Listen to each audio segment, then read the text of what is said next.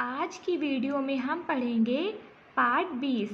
Part 20 का नाम है उज्जैनी अर्थात उज्जैन।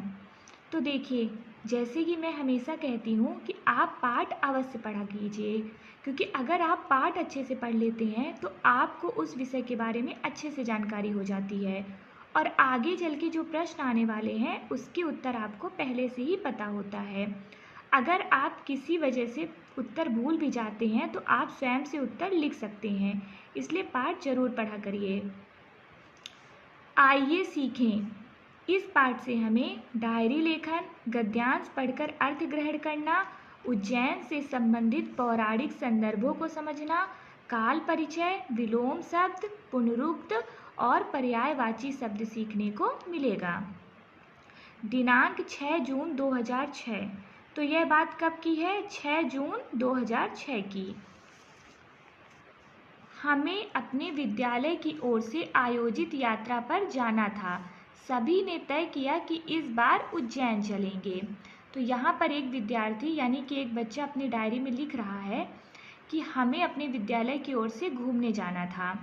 हम सब ने मिलकर तय किया कि इस बार हम उज्जैन चलेंगे। तो उज्जैन कहाँ है? उज्जैन मध्य प्रदेश में है। हम सभी छोटे छोटे बच्चे सुबह 7 बजे परिवारजनों के साथ रेलवे स्टेशन पहुँचे। टिकट लेकर गुरुजी ने सबको डिब्बे में बिठाया और परिवारजनों को विदा किया। तो बच्चे किसके साथ घूमने जा रहे थे? विद्यालय की ओर से जा रहे थे, इसलिए वह गुरुजी और अपने सहपाठियों के साथ घूमने जा रहे थे। लगभग 6 घंटे की यात्रा के बीच गुरुजी ने हमें बताया कि उज्जैन ऐतिहासिक, धार्मिक एवं दर्शनीय स्थल है। तो देखिए, उज्जैन जो है ऐतिहासिक मतलब बहुत पुराना शहर है, धार्मिक क्योंकि वहाँ पर बहुत मंदिर हैं, बहुत पूजा पाठ होता है, और दर्शनीय स्थल वहाँ पर दूर दूर से लोग देश विदेश से दर्शन के लिए आते हैं, इसलिए उज्जैन ऐतिहासिक, धार्मिक एवं दर्शनीय स्थल है।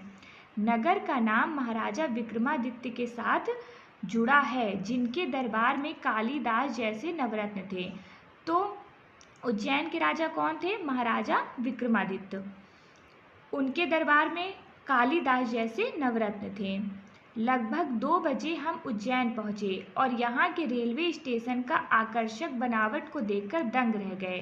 पास की धर्मशाला में हम ठहरे, खाना खाया और विश्राम किया। तो बच्चे जब उज्जैन में पहुँचे तो वे पहले धर्मशाला गए, वहाँ पर ठहरे, खाना खाया और विश्राम किया। शाम के समय हम उज्जैनी के प्रसिद्ध महाकाल मंदिर पहुँचे। तो देखिए, उज्जैन क्यों इतना मशहूर है? क्योंकि वहाँ पर उज्जैन के महाकाल मतलब उज्जैन के राजा महाकाल का मंदिर है, शंकर भगवान का मंदिर है, इसलिए लोग दूर दूर से वहाँ दर्शन करने आते हैं। उज्जैन कलकल कर बहती क्षिप्रा के तट पर अनेक भव्य मंदिर है और उज्जैन में एक नदी भी है जिसका नाम है क्षिप्रा नदी। सभी ने महाकाल के दर्शन किए।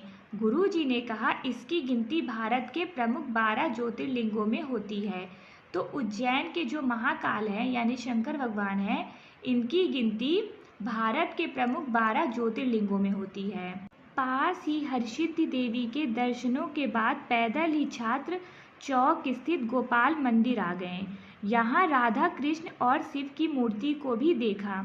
तो देखिए, बच्चे जो थे वह महाकाल के दर्शन के बाद गोपाल मंदिर आए और यहाँ पर उन्होंने राधा कृष्ण और शिव की मूर्ति के भी दर्शन किए।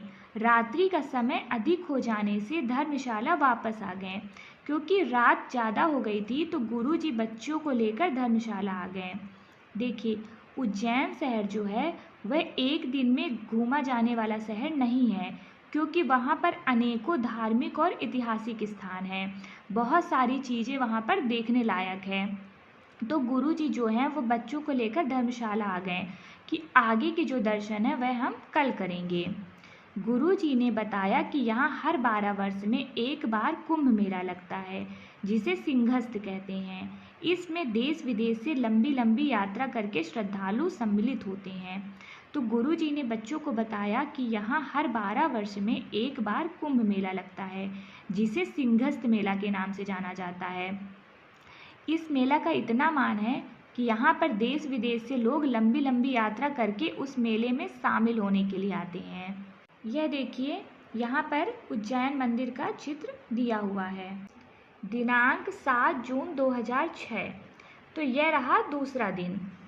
आज दूसरे दिन हम गोपाल मंदिर से 2 किलोमीटर दूर गढ़ कालिका देवी मंदिर गए।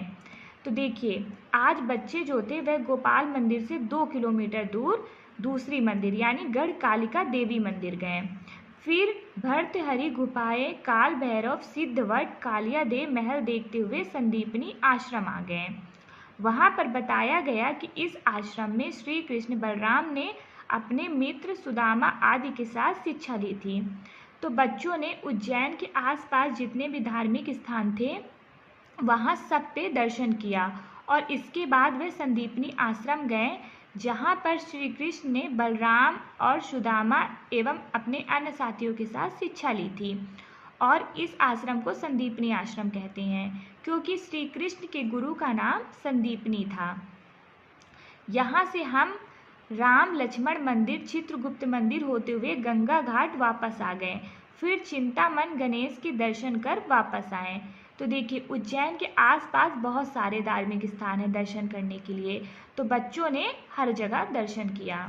दिनांक 8 जून 2006। तो यह बात 8 जून की है, मतलब तीसरे दिन की। गुरुजी ने आज हमें वेदशाला दिखाई और बताया कि इसे जयपुर के राजा जय सिंह द्वितीय ने बनवाया था। तो वेदशाला का मतलब है वह जगह जहाँ ग्रहों का वेद करने के लिए यंत्र रखे हों। वेदशाला में जो है तारों और नक्षत्रों को देखने और उनकी दूरी और गति जानने के यंत्र होते हैं। तो यह वेदशाला किसने बनवाई थी? राजा जयसिंह द्वितीय ने। विज्ञान और ज्योतिष में रुचि रखने वाले इसे बड़े गौर से देखते हैं। यहाँ बहुत ही बड़े बड़े यंत्र बने हैं। गुरुजी ने बताया कि हमारे राष्ट्रीय कवि श्री कृष्ण सरल एवं शिव मंगल सिंह सुमन की कर्म भूमि भी उज्जैन ही रही है। तो जो हमारे राष्ट्रीय कवि श्री कृष्ण सरल एवं शिव मंगल सिंह सुमन जी जो थे, उनकी कर्म भूमि मतलब उन्होंने उज्जैन से ही काम किया था। इस प्रकार की चर्चाएं करते हुए और रेल यात्रा के मजे लेते हुए हम सभी गुना आए, जहां गुरु जी की सूचना पर हमारे माता पिता हमें लेने आ गए थे। सभी बच्चे बहुत खुश हो रहे थे। तो बच्चों को उज्जैन के दर्शन करके और वहाँ के बारे में जानकर बहुत खुशी हुई। तो देखिए, अगर आप लोगों को भी कभी यात्रा करने का मौका मिलता है या फिर गर्मियों की छुट्टी में आप कहीं घूमने जाना चाहते हैं तो आप उज्जैन ज़रूर जाइएगा। उज्जैन जो है वह हमारे महाकाल यानी शंकर भगवान की नगरी है।